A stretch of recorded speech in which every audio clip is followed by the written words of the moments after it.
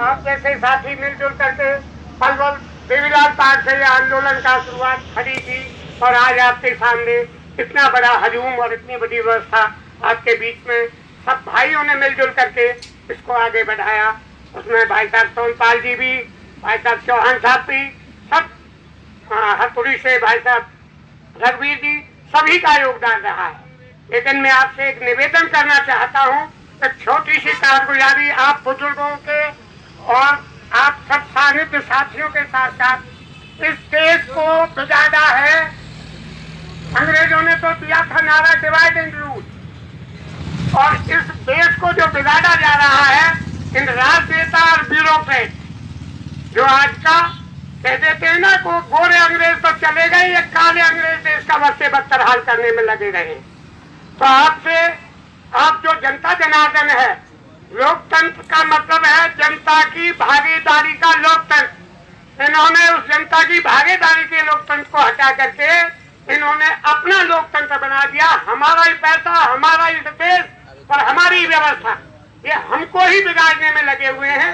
इसलिए आपसे विशेष अनुरोध है, एक बैनर है मेरे पास और उस बैनर के माध्यम से मैं आपको बताना चाहता हूँ कि देश हमारा है, व्यवस्था हमारी है, लेकिन इन्होंने उसका किया क्या है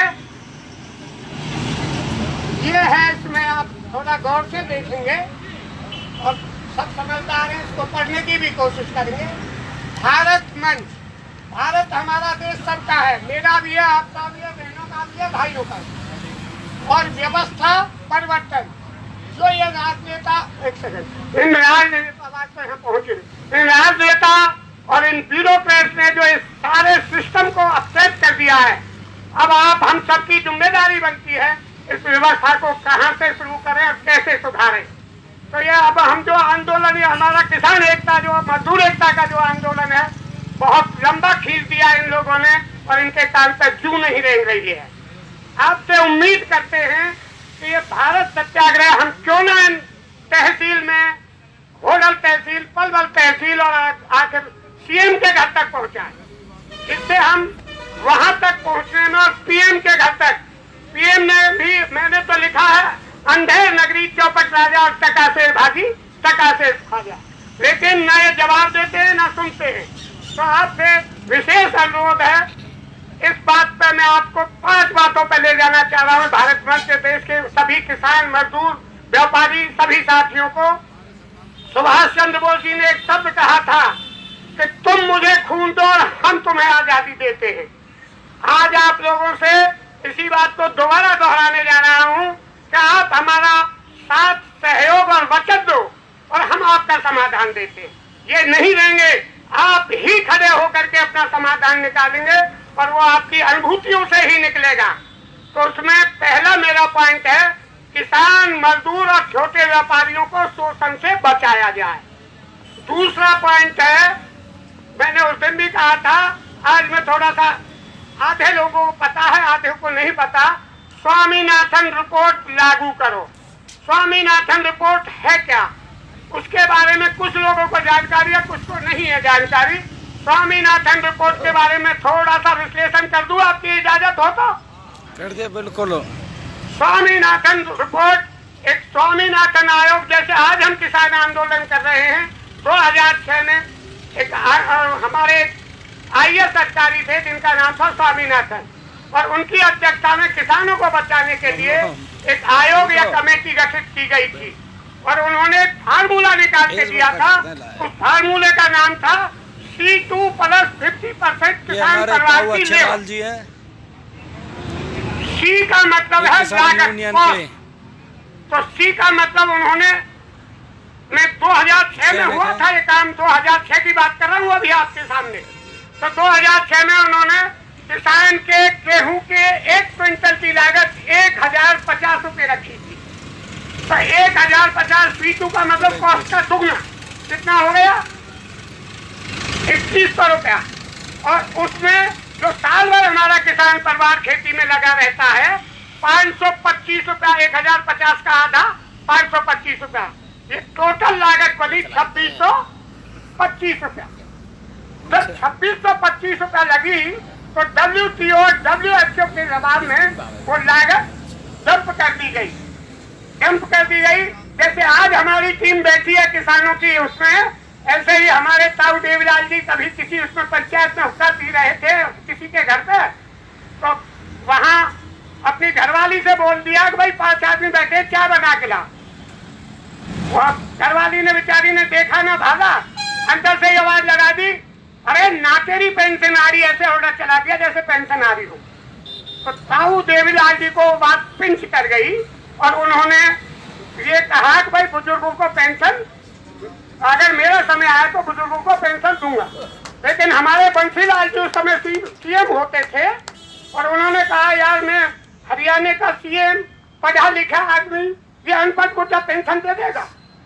लेकिन आप लोगों ने सत्ता को बदला और दूसरी बार हरियाणा में 90 सीटों में से 85 सीटें दी और उन्होंने वो व्यवस्था पूरी, आज आपको बुजुर्गों को पेंशन सबको मिल रही है या नहीं मिल रही हरियाणा में। तो मेरा कहने का मतलब आपसे निवेदन ये है कि भाइयों 2625 रुपया मैंने कीमत बताई। आज 2006 की बात की थी, उस समय तेल के दाम कितने थे आपको आइडिया है? 30-33 रुपया लीटर। गलत तो नहीं कह रहा हूं। और आज उनसे संबंध दीजिए आप 2021 में आज तेल के दाम कितने हैं? 90-100 रुपया लीटर। तो कितनी लागत बढ़ी आपकी? 3 गुनी।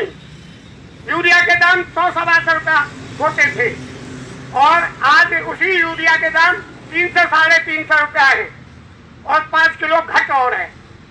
DAP के दाम 350-400 रुपए होते थे, आज उसी DAP के दाम 1250-1300 रुपया है।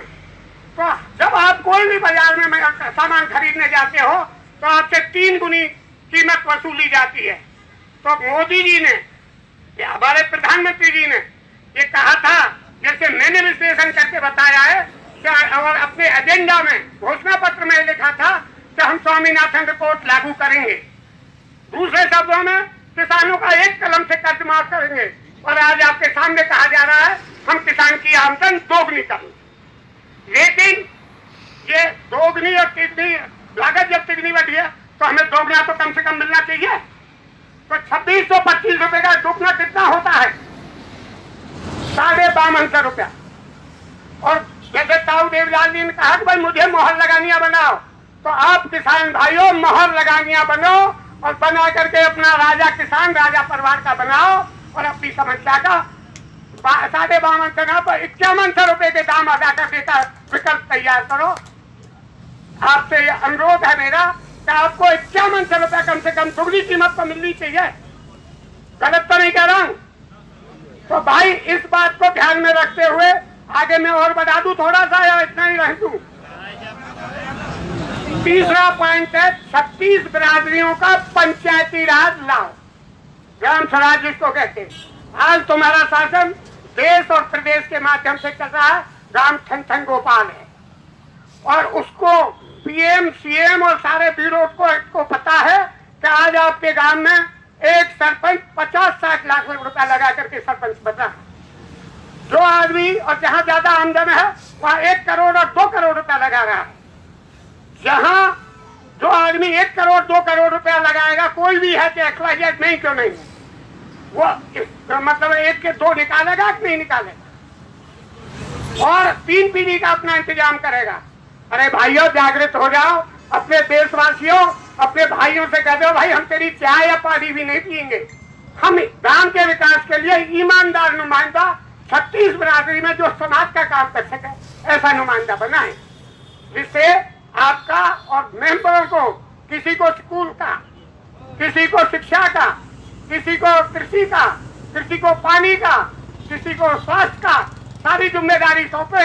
आपका काम सुधर गया तो देश सुधर जाए। लेकिन आप सुधरना और सुधारना ही नहीं चाह रहे। आपसे अनुरोध है मेरे भाइयों, मैं आपका एक बालक ही समझो, आपका एक कार्यकर्ता हूं, आपसे अनुरोध करता हूं इसे बचाने में कोशिश करें। दूसरी बात, तीसरी बात कि यह आजादी झूठी है। अभी भी आप 99 साल के पट्टे पे हो, आज भी उसी इंग्लैंड के गुलाम हो वो गोरे अंग्रेज तो चले गए, काले अंग्रेज उसी व्यवस्था में आपका बद से बदतर हाल करने में लगे हैं। तो हमारी ना कोई कांग्रेस की लड़ाई है, ना बीजेपी की है, ना सपा की है, ना बसपा की है, ना जसपा की है, ना हम की है। हमारी लड़ाई है इस व्यवस्था परिवर्तन की। इस व्यवस्था परिवर्तन के मुख्य रीढ़ आप हो। अगर बदल सकते हो तो आप बदल सकते हो, और अगर इसी में ढल्लू धारा में रहे तो आपका नामो निशान ही मिल जाएगा। ईमानदारी से कह रहा हूं। चौथी मेरी बात है संपूर्ण, पांचवी बात है संपूर्ण क्रांति का बिगुल। जब आप खड़े हो जाओगे कोई हमारे किसान मजदूरों के सामने, देश गांवों का, हमारा भारतवर्ष गांवों का देश है, इस संपूर्ण क्रांति के लिए जब आप लोग खड़े हो जाओगे तो आपको रोकने वाला है कौन? ये प्रशासन रोक लेगा। इस लक्ष्य के लिए मैंने जो अभी आपको बैनर दिखाया था, अनजाने हुक्का बना रहा हूँ। मैंने सुप्रीम कोर्ट को परखा है, मैंने राष्ट्रपति जी को परखा है, मैंने प्रधानमंत्री जी को परखा है, सीएम और पीएम को यानी सीएम को परखा है, और डीसी, एसडीएम, तहसीलदार, गिरदावल और पटवारी और डीडीपी और सीडीपीओ को सबको लगा हुआ। और जब इन्होंने काम नहीं किया है तो 15 तारीख को मैंने होटल में 10 आदमी से तैयारी की, होटल में बीडीपीओ के वहां धरना दे दिया, और अब उसने वो कागजात तहसीलदार के पास पहुंचा दिए। मैं अभी डीसी से अभी कह के आया हूँ कोई 10 मिनट पहले कि भाई अगर या तो आप काम कर दो, नहीं तो होटल में 5 अप्रैल डेट भी आपको बता देता। 5 अप्रैल भाइयों आपसे हाथ जोड़ के अनुरोध है, तहसील होटल में 5 अप्रैल अन्ना ने भी आंदोलन किया था देश के लिए, और आप किसानों के लिए वही से शुरुआत कर देंगे। ये तो चल ही रहा बड़ा आंदोलन है। एक छोटे आंदोलन सरकार के खिलाफ भी चले तो हम नियम से चलेंगे, हम कोई किसी का गलत काम नहीं कर रहे। ये तो हमारा नियम पूरा करो, नहीं तो आप कुर्सी के भी काबिज नहीं। तो भाई जय हिंद, जय भारत। धन्यवाद मास्टर जी का। देखिए, मैं अपील करूंगा मास्टर जी से, थोड़ी उसमें जो स्वामीनाथन की रिपोर्ट सुनाई है इन्होंने, थोड़ी सुधार कर लें उसमें। क्या A2 होता है लागत